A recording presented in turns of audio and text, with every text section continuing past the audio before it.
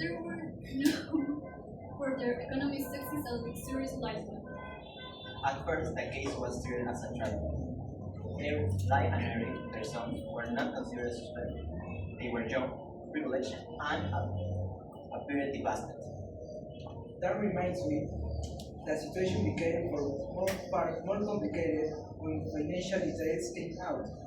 There was a will, and after the deaths, the brothers became the main beneficiaries of a massive inheritance. If only the father had died, the mother would have inherited everything.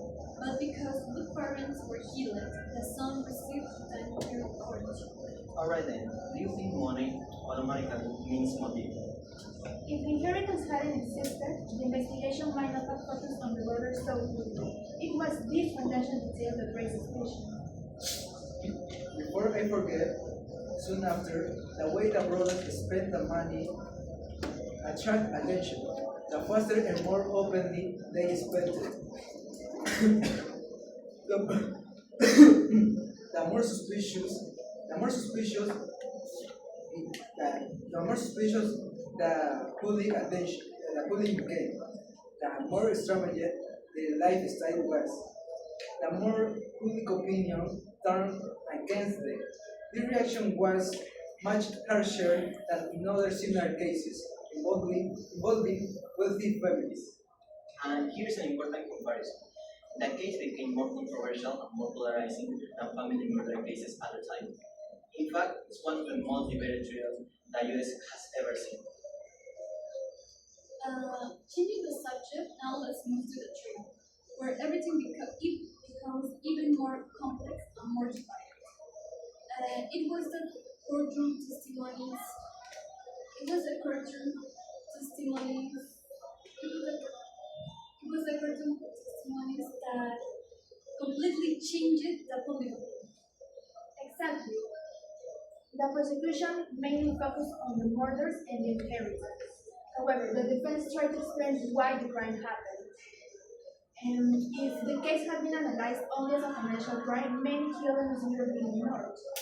Talking about the defense, they argued that the brothers must have been traumatized after years of abuse. The lawyers claimed that their father sexually abused them, and that their mother may have now. If the abuse had been taken seriously earlier, the outcome of trial may have been may have been may have been very different. That reminds me, this is where things get controversial. At that time, male victims were taken far less seriously than they are today. The more the brothers talked about trauma, the less the jury seemed to believe them.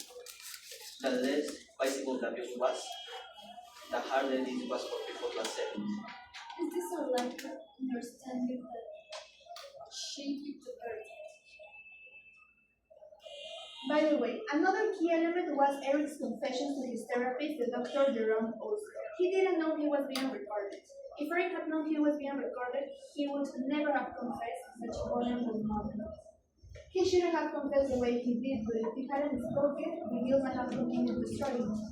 The confession became one of the strongest pieces of evidence. It was by far the most damaging mistake the defense during the trial. Incidentally, the,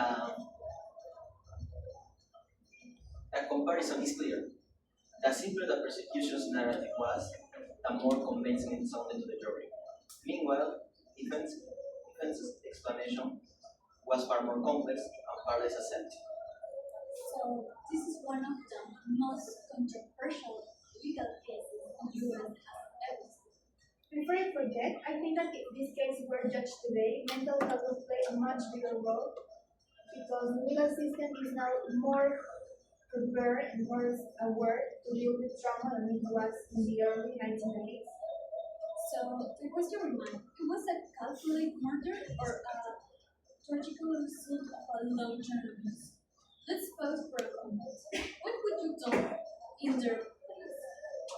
Compared to how abuse cases treated today, this treatment was handled much more brilliantly. This brilliant, this brilliant. So yeah.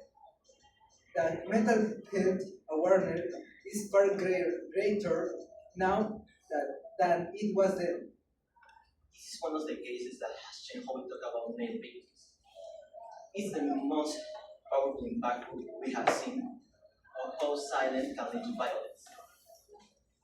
This case shows if abuse had been taken seriously earlier, the crime might have been prevented. Justice cannot be fair unless trauma is understood.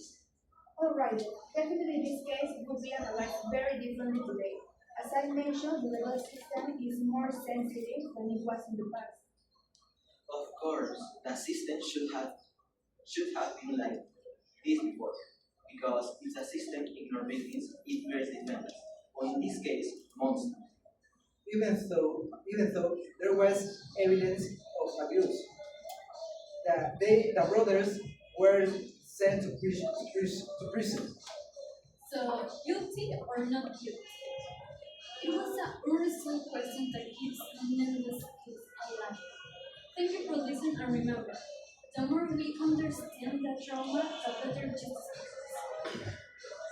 Thank you. For your attention.